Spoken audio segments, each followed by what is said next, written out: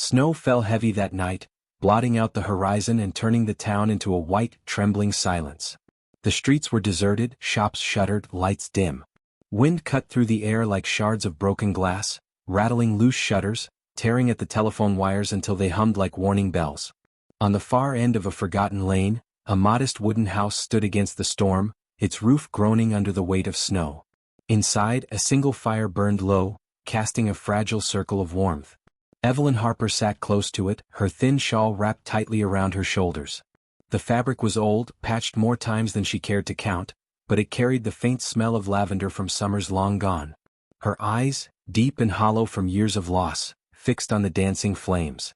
Once she had shared this hearth with a husband, and once she had dreamed of children running through these halls. But time had carved loneliness into her bones. She was 60 now, and silence was her only constant companion. The storm seemed determined to remind her of that solitude. It howled like some wild beast circling the house, scraping claws against the walls, clawing at her fragile sanctuary. She lifted her teacup, sipping slowly, the heat anchoring her against the cold world outside. Then it came. A pounding. Not the sharp tap of a neighbor asking for sugar. Not the polite knock of a passerby. But a heavy, desperate pounding that shook the frame of her door. Evelyn froze, the cup trembling in her hand. No one visited her after dark. Not in this weather. Not in this town. The knock came again, harder, urgent. And then a voice, broken, carried by the storm. Please? She's freezing, she won't make it through the night. Evelyn's heart lurched. She rose from her chair, each step toward the door hesitant, weighed down by instinctive fear. Through the small frosted window she saw a shape, massive, almost filling the doorway with sheer presence. His shoulders hunched against the blizzard, leather vest worn over a thick sweater, and on that vest an insignia every townsperson knew, skull and wings, the mark of the Hells Angels. The rumors rushed back into Evelyn's mind, stories whispered over grocery counters, tales told at church about men who rode in packs, lawless and merciless, criminals who left towns trembling in their wake. And now one of them stood at her door. She almost turned the lock and walked away. Almost. But then she saw the bundle in his arms. A child, no more than 6 years old, her lips blue, her breath shallow, her small hands hanging limp. Behind the man stood a woman, his wife, Evelyn guessed, her hair whipped by the storm, tears frozen on her cheeks. The desperation in their eyes cut deeper than any rumor. Please, the man said again, his voice cracking as though begging stripped him raw. She won't make it through the night. Evelyn's fingers shook on the latch. She thought of every reason to shut the door. But then she thought of the nights she had wept alone, of the cold that had once stolen her own child before birth, and of the ache of a home without laughter. Compassion overpowered fear. She pulled the door wide open. The family stumbled inside, snow spilling onto her rug, boots heavy, shoulders sagging. Warmth rushed to greet them, and Evelyn moved without words, layering blankets on the little girl, stoking the fire until flames leapt higher. She set water to boil and pulled down quilts from her cedar chest, wrapping them gently around the child. The man lowered himself onto the rug, his massive frame folding beside his daughter. His beard was stiff with frost, his eyes red and wet. Evelyn saw the scars on his arms, tattoos etched with names she could not read. A life of violence perhaps, but in that moment he looked no more dangerous than a broken father begging for one more breath from his child.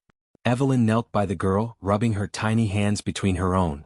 The child stirred faintly, her skin slowly warming under the cocoon of quilts. Evelyn said nothing, but her silence carried strength. That night, while the storm battered the walls, Evelyn kept the fire alive. The biker sat vigil, his head bowed, his broad shoulders trembling. His wife whispered prayers through chattering teeth. And Evelyn, though wary, never once let the flame die. By dawn, the storm softened into a fragile quiet. Pale light filtered through the frost-coated windows. The little girl stirred, opening her eyes weakly. Color returned to her lips. Relief surged through the room like a wave. The man wept silently, pressing his forehead to his daughter's hand. He rose and tried to press bills into Evelyn's palm. Large, crumpled notes, enough to buy firewood for the whole season. Evelyn pushed his hand away gently. "Keep her safe," she whispered. "That's all the thanks I need." He stared at her, eyes fierce yet softened with respect. Then he nodded, a gesture heavy with meaning. His wife whispered gratitude through cracked lips. And just like that they were gone, boots crunching through the snow, leaving only tracks behind. Evelyn stood at the doorway long after they disappeared, the cold rushing back in to fill the silence. She thought it was the end. She was wrong. The storm passed, but its ghost lingered. 3 days after the night she opened her door, the snow still clung to rooftops like a heavy quilt, and the streets crackled with ice under careful boots. Life in the town crept forward at its usual pace, shopkeepers shoveling paths, church bells tolling through brittle air, children pelting each other with frozen handfuls of powder. Yet beneath the surface of ordinary routines, whispers swirled like smoke. Evelyn Harper felt those whispers every time she stepped outside. At the grocer's, eyes followed her longer than usual. At the post office, conversations paused mid-sentence when she entered. Even at church, where people usually smiled with automatic politeness, there was hesitation now, a glance exchanged, a subtle shake of the head. She knew why. Somehow the town had heard. Maybe a neighbor had glimpsed the shadow of leather crossing her porch, or maybe word traveled faster in places where boredom fed gossip. In a town this small, secrets never stayed buried, not even under fresh snow. "Did you hear?" she caught someone murmur as she passed the bakery. She let them in. One of those men. "The angels," another whispered. The child was with them. She could have been hurt. They could have robbed her blind. She's lucky she's still standing. Evelyn kept her chin level, her shawl drawn tight against her neck. She didn't answer, didn't defend herself. She had lived long enough to know that silence spoke louder than arguments. Still, the weight of those voices pressed against her chest, heavy as the storm's drifts had been on her roof. Inside her home, though, the air felt different. When she entered, she no longer noticed only the creak of the floorboards or the sigh of the firewood. She heard echoes of that night, the low rumble of the man's desperate plea, the fragile breath of the child recovering beneath layers of quilts. Her house, once a hollow shell, seemed fuller, as if kindness itself had warmed its walls. But doubts crept in during the still hours. Had she been reckless? She thought of the insignia, the skull and wings burned into her memory. She thought of the tattoos, the scars, the dangerous stories that clung to that name, Hell's Angels. Every rumor whispered in town carried menace, violence, crime, lawlessness. And yet, when she had looked into his eyes, she had not seen a monster. She had seen a father with fear eating him alive. One evening, as she walked home with a bag of bread, Pastor Givens intercepted her at the corner. His breath hung in white clouds, his gloved hands clasped around a Bible he carried even outside the church. "Evelyn," he said, his voice low, concerned, "you've always been a woman of compassion. But some lines must not be crossed." Evelyn's grip on her bread tightened. "I saw a child dying on my doorstep," she replied evenly. "Tell me, Pastor, what line should I have chosen?" The man shifted uneasily, his lips parting as though to argue, but he said nothing. Instead, he offered her a strained nod and moved on, boots crunching sharply against the ice. Evelyn continued home, her steps slower but her resolve firm. That night, she sat by the fire with her tea, staring at the flickering glow. Loneliness pressed close again, but it no longer felt the same. There was a change in her, subtle but undeniable. She had given shelter to people her town feared. She had defied the weight of gossip and the cautionary tales. For once, she had not lived as the quiet widow, invisible and harmless. She had acted. And though her heart wavered, she did not regret it. Still, she thought it was over. She believed the family had left with their gratitude, that their footprints in the snow were the last trace they would ever leave in her life. But the world had other plans. On the third morning, Evelyn woke to an unusual sound. At first, it was faint, barely noticeable beneath the groan of her old radiator. A low vibration like a growl carried on the wind. She dismissed it, pulled her shawl tighter and set water to boil for tea. But the sound grew. Louder. Deeper. The windows began to tremble in their frames. Her teacup rattled against its saucer. It was a sound she had never heard in such numbers. Engines. Dozens of them, their roar blending into a thunder that shook the air itself. Evelyn froze. A chill prickled her spine. She stepped to the window, brushing frost aside with a trembling hand. What she saw made her breath catch. Motorcycles. One after another, they rolled down her quiet street, their chrome gleaming against the morning sun, their leather-clad riders moving in formation. Engines rumbled like a storm reborn, but this was no storm of snow. It was a storm of men. Dozens of them. The neighbors' curtains twitched. Doors cracked open just enough for eyes to peer out. The town held its breath as the roar of machines filled every corner. Evelyn pressed her hand against the window pane, her pulse racing. They were stopping. Right in front of her house. Engines idled, growling low. Boots struck the ground in unison. A line of men, broad and weathered, stood shoulder to shoulder outside her modest home. At their front was the same man she had seen that night, his daughter now bright-eyed and clinging to his arm. His wife stood just behind, her face no longer carved by despair but by quiet gratitude. Evelyn's heart hammered. She knew the town was watching. She knew the whispers would multiply. But she also knew she could not stay hidden behind her curtains. Slowly she lifted her shawl around her shoulders, straightened her back and opened her door. The cold air rushed in, biting at her skin, but she did not flinch. She stepped onto the porch, facing the gathering of men whose presence turned her street into a living legend. The man she had saved approached slowly, his boots crunching in the snow.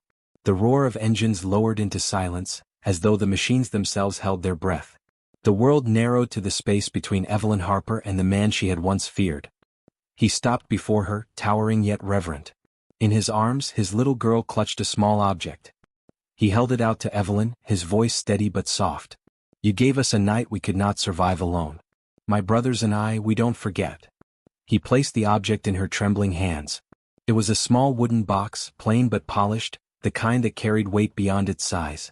Evelyn lifted the lid, and inside she saw a silver bracelet, shining even in the weak morning sun. Its surface was engraved with words that made her throat tighten. "You kept my family alive. You will never stand alone." Evelyn's fingers trembled as they traced the engraving on the bracelet. The words were simple, yet they carried the weight of iron chains binding strangers together.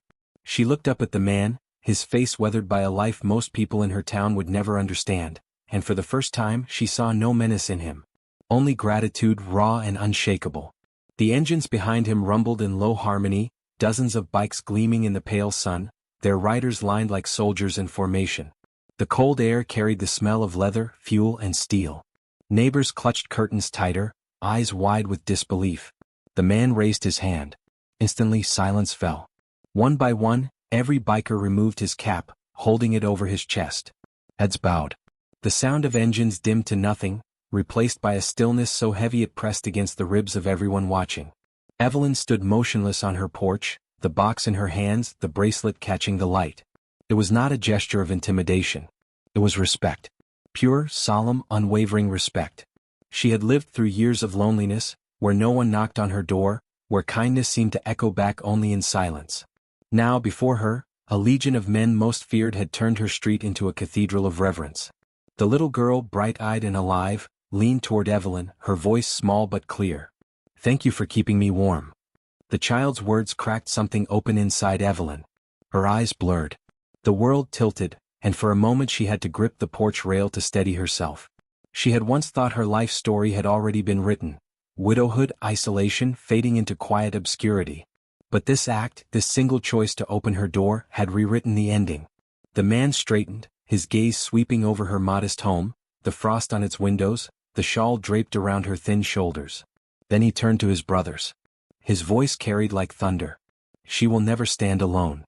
The words rolled down the street, echoing against houses, carried into ears that trembled to hear them.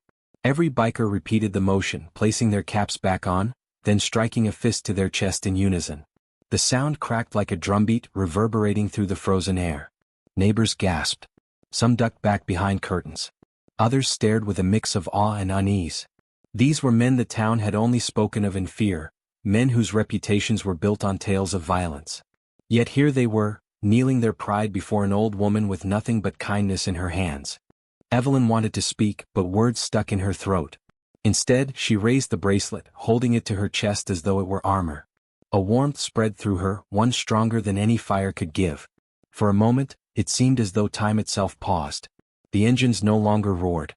The cold no longer bit.